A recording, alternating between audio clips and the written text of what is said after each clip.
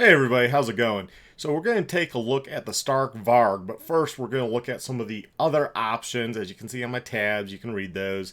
We're going to go through and look at some of the other electric motorcycle options. This is a dual sport, the Zero FX. You might have heard of Zero motorcycles. They've been around for quite a while. They do make some cool street bikes.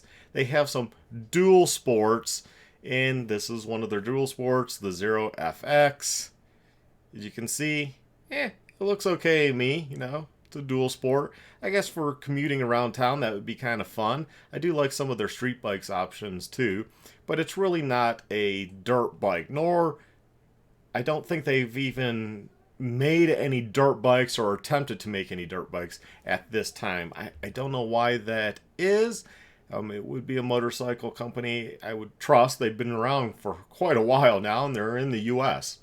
So then we had the Alta Motors Redshift MX. This is an article from 2018, and I think it was a pretty sexy motorcycle. It's sad that the funding went under. I mean, like I said, this is a sexy motorcycle, and that's what happened. They were spending money left and right. I should have went out and rode one. I had the opportunity. I knew an angel investor who gave me like a week notice, like, hey, come on out, just buy a plane ticket. You can share my hotel room, rental car, all that.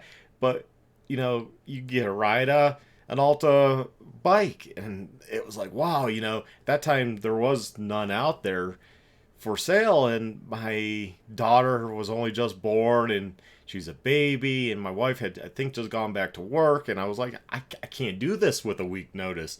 I'm a stay-at-home dad. I can't do it. I missed that opportunity. I kicked myself for it because it would have been pretty cool. It would have been cool videos too. So now that I'm really into the YouTube thing, I probably would take that opportunity. I would have to. I would have to do it if it ever came up again with a bike that no one else gets to ride, and you get a seat on the track with professionals. You get to ride it on the track also. I kicked myself. But I think it's a pretty sexy bike. It pretty much looks like your traditional motorcycle. It's even with the battery here. I mean, all that looks sexy. It's braced. It's framed around it. And, this is a bike we're mainly going to compare to the Stark Varg. I mean, it's the most direct bike comparison. And here we go. Here's some stuff. As such, Alto is quoting a stout 50 horsepower and 42 pound-feet of torque for Redshift MXR, while the wet weight of the machine has been reduced by 8 pounds to 259 pounds ready to ride. Okay, so they said 259 pounds ready to ride. MSRP, if we scroll down in here, and it had name brand components too, like Warp 9 wheels, which Warp 9, a lot of people don't know, make rims for and wheel sets and hubs for KTM and major manufacturing. They just don't have their branding on it. They put on KTM's branding or Sherco or whoever they're making them for. They put on their that company's branding. So that's with talking with Warp 9. They were like, we make them for everybody, but a lot of times they just they won't let us put on Warp 9. They want their own branding, so just rebranded units. And they're pretty good rims, hubs, spokes. I've run their stuff. It's good stuff. So the price of the Alta Motors in 2018 was $11,995 MSRP. So $12,000 for this. I think that's pretty comparable. A lot of people are saying, "Oh, well, these were 15." Well, they were when they first came out. They were 15, but they had gotten the price down, and they were, from my understanding, from my inside knowledge, they were trying to get this down as low as possible to be as competitive as possible. In fact, it was getting down low enough I was considering buying one, and I'm lucky I didn't, because they turned off the lights without warning anybody. That was the downside. I didn't see that coming, although I knew they were spending money left and right. They were going through millions a month on R&D, not even producing a bike. And then when they started producing the bikes to sell, just, you need to recoup that money. And then Harley came in and invested. That kept them afloat for a little bit. Then for whatever reason, Harley probably got the tech that they wanted and pulled out, for their stuff. Got some, design ideas for their bikes. But they probably didn't really want a dirt bike. And then you kind of have the Segway, you got the this guy, which is also the same as the Sur-Ron X. I don't know the numbers for the Segway, but it's the same thing. Segway is a Chinese company, Sur-Ron's Chinese company. So Segway went to Sur-Ron and said, we want to put our name on this bike and we're going to sell it. Okay, money talks, right? And they're both Chinese companies. So probably the same rich guy in China owns both. The Communist Party, that is. So I know a little bit more about the Sur-Ron X because I've looked into these. Actually, they were so much cheaper when I first was looking. They've gone up in price. I think they were only like $3,500 or $3,200 or something like that. So they've gone up quite a bit. But as you know, logistically, it's hard to import bikes right now, and that's going to add to the cost. And the fuel has gone up to transport bikes. So all that's gone up. So I'm not surprised it's gone up in price. $4,200 though, still a fun thing. Sur-Ron or Segway wants to advertise this as a dirt bike. Segway dirt e-bike, which kind of blends with dirt bike. It's not a dirt bike. It's unique. It's its own identity.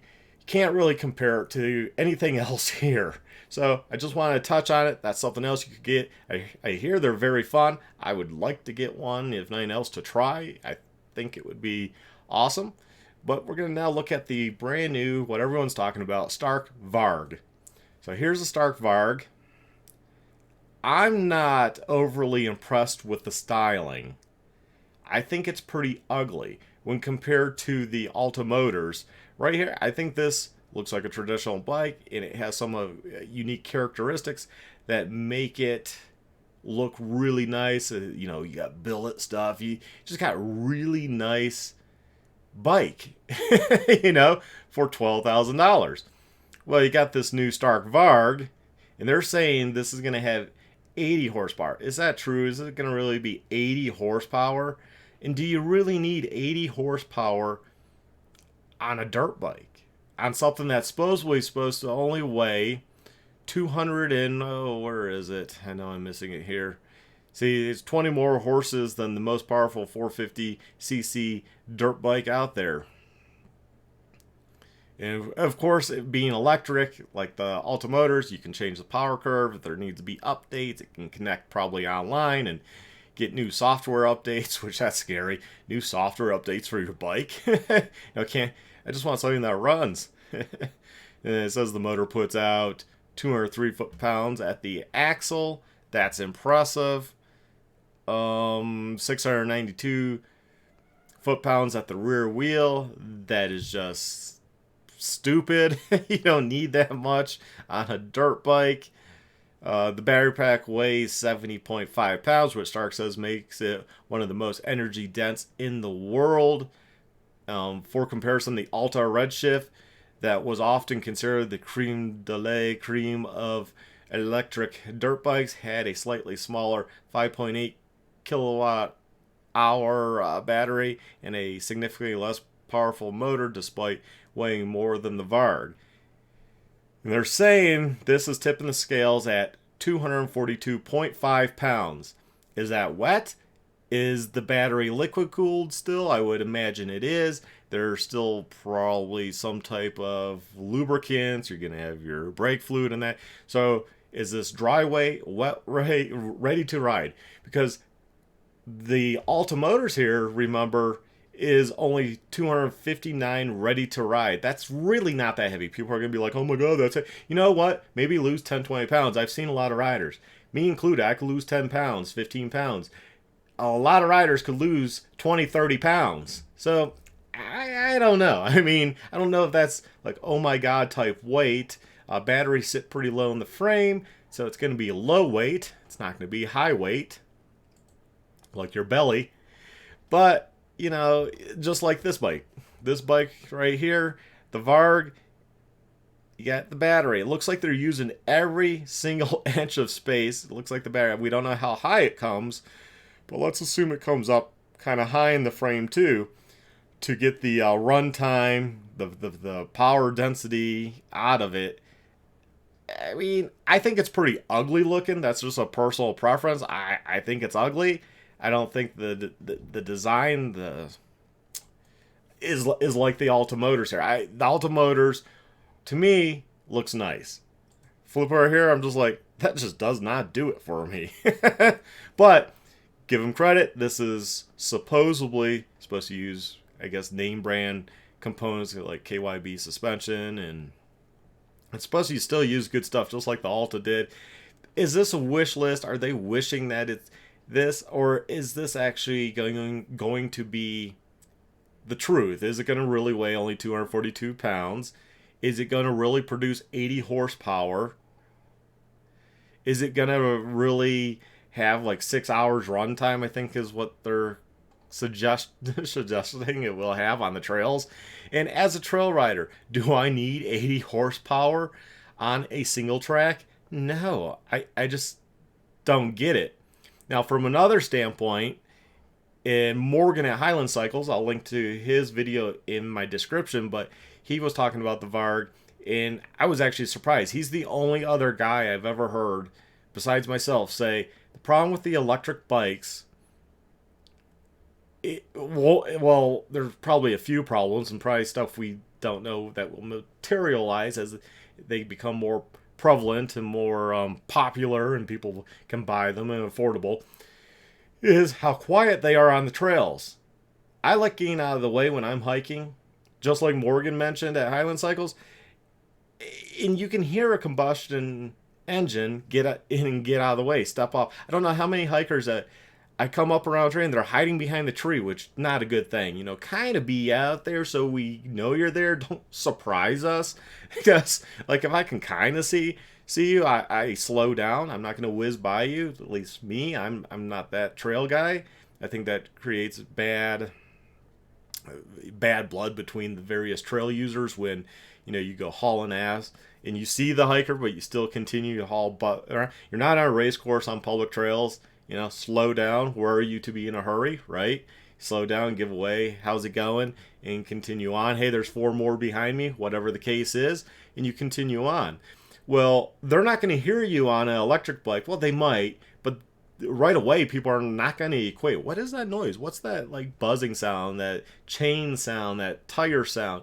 What is that? Is that a e-bike coming towards me? And they're going to think like a mountain bike, right? Well, you know, no, it's somebody hauling butt on a dirt bike on public lands. Like I said, it's not a track. You shouldn't be doing that to begin with if you know the trails. If you know that's a popular area, you know when people are out there, you shouldn't be hauling butt anyways, right? You kind of roll the dice and go fast when you know you're pretty remote, and the further you get away from population centers, there's less people. But you go ride outside of Colorado Springs, Captain Jack's, for example, on a weekend, common sense tells you it's busy, you're going to be putzing. You're not going to be going fast whatsoever. You go there during the week and the parking lot's empty, and you're down there and you haven't seen anyone, mountain bikes come out.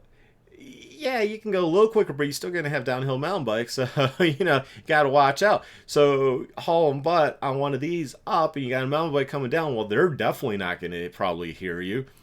Hikers, people hiking with their dogs and their kids, they're not going to hear you. So, how many accidents are going to happen where people collide with various other trail users? And that includes other e-bikes, because people aren't hearing, or the guy in the traditional internal combustion engine dirt bike, 2-stroke, for example, doesn't hear the e-bike coming up, and they start going and they're cruising along and come around a corner, bam, and you guys collide. I see a lot of conflict. So I don't know on public trails if the e-bikes is actually a good thing. Now, where the e-bikes really shine is tracks, home tracks. You know, you can keep the sound down.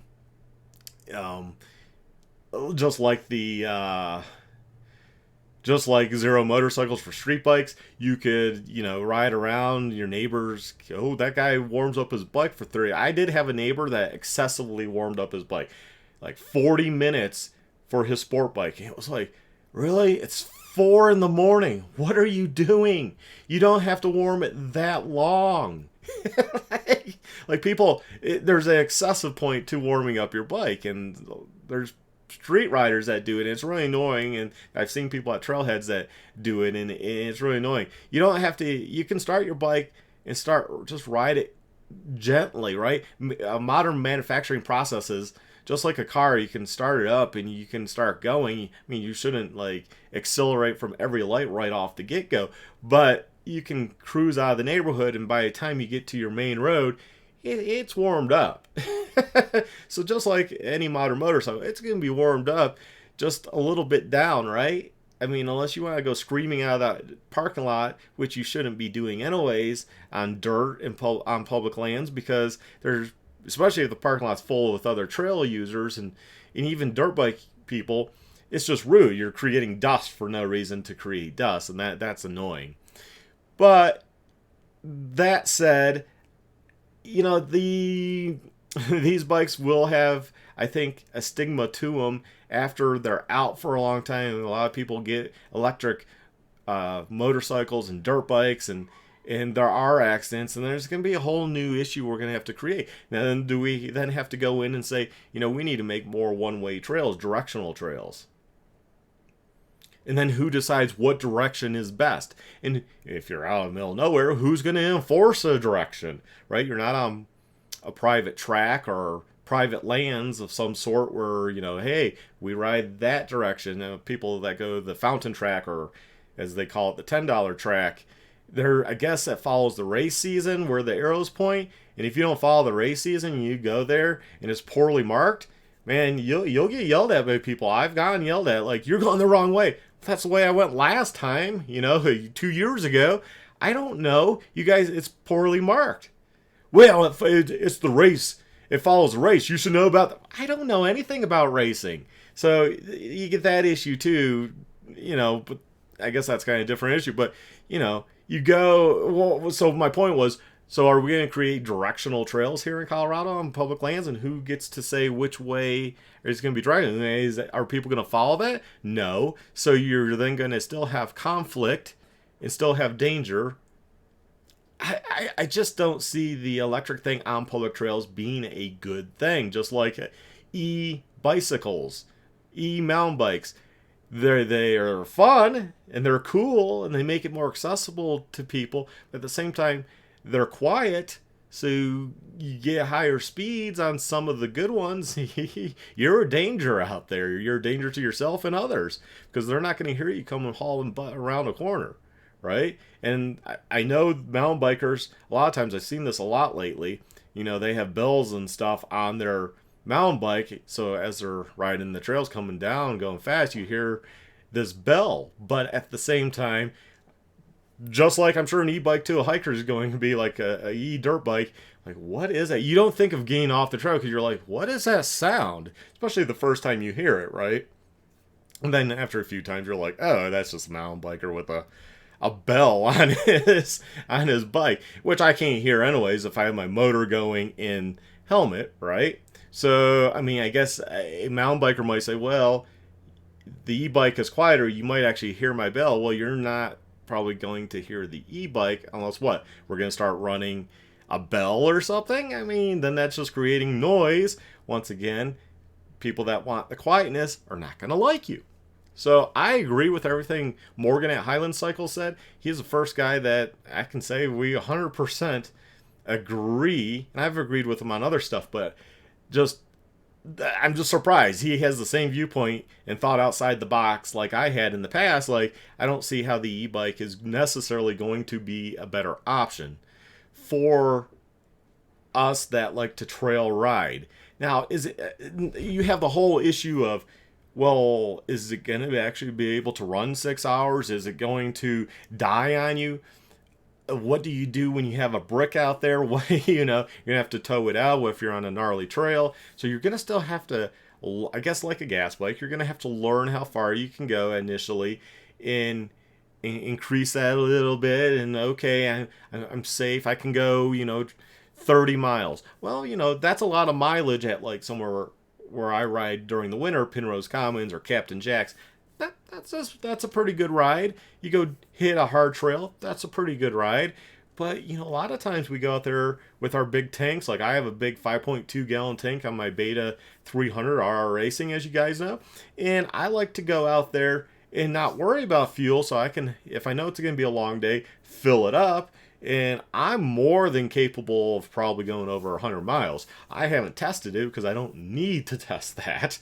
But I have ridden rides where my loop I've designed is 120 miles and I pack extra fuel. Like when I had the Gas EC300, I would pack extra fuel in some side bags and MSR dromedary bags, and I would use that and fill up the bike again, and I could do the 130 miles and get back to Silverton. That was one of my loops, was really long, doing Hermosa Creek and all the Hermosa Creek area, and then single track, and then with some road sections to connect stuff, and get back to Silverton. So being able to do those long of a ride is critical to me, and I don't know if the e-bikes are there, but I do like the idea. Home tracks, the competitive race tracks, it keeps the noise down, people can't complain as much, and it takes away that complaint, right? They can't, because if they complain about your e-bike on your 5 acres, or are they going to complain about when you're running your chainsaw or electric chainsaw or whatever it might be, your log splitter? I mean, it creates less noise. If it creates less noise than those other activities, than your lawnmower, for example, then they can't really complain about it, can they? What are they going to do? Report you for what? Noise? Well, I was cutting my lawn. I mean, I don't know. I think it's good for home tracks, professional tracks, in maybe smaller riding areas, and it would be fun to get one. This is not that sexy of a bike.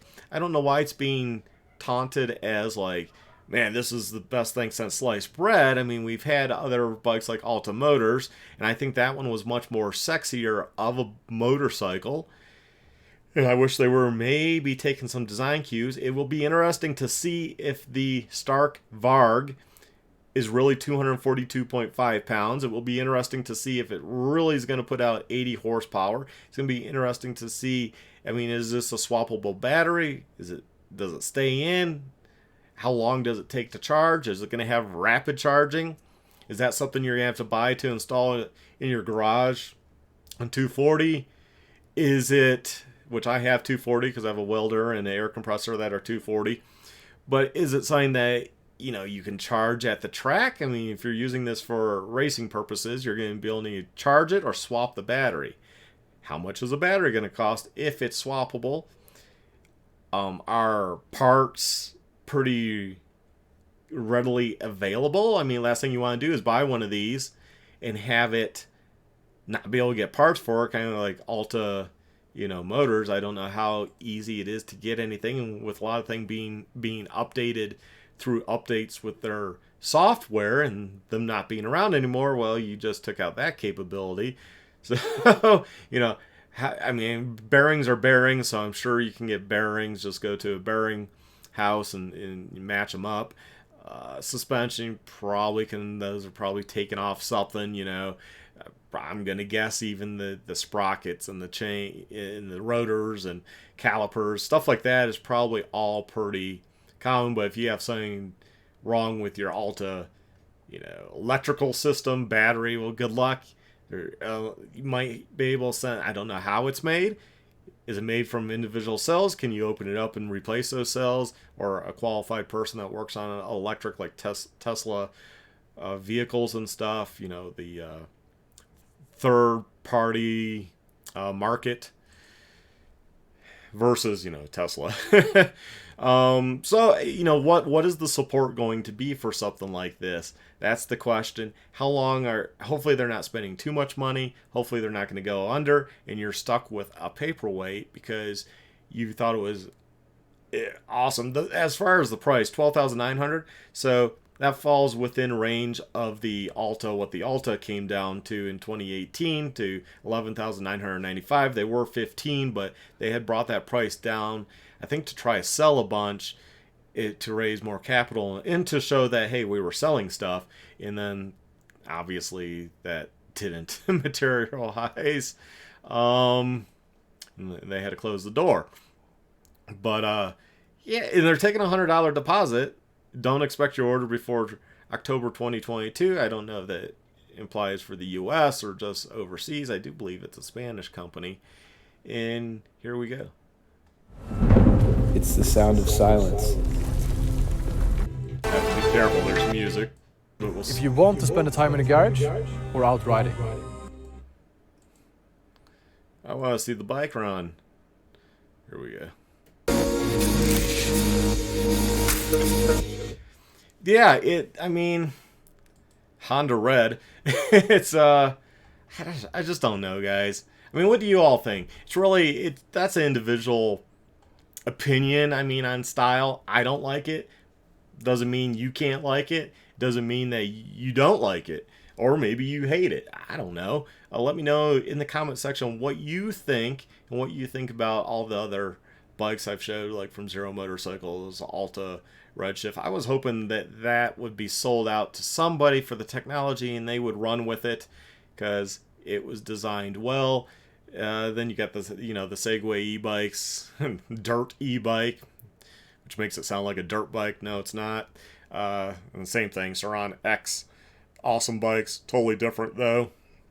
Yeah, let me know what you think in the comment section. Have a good one. Stay well, stay safe, my friends, and get out there and ride. Have a good one. Bye.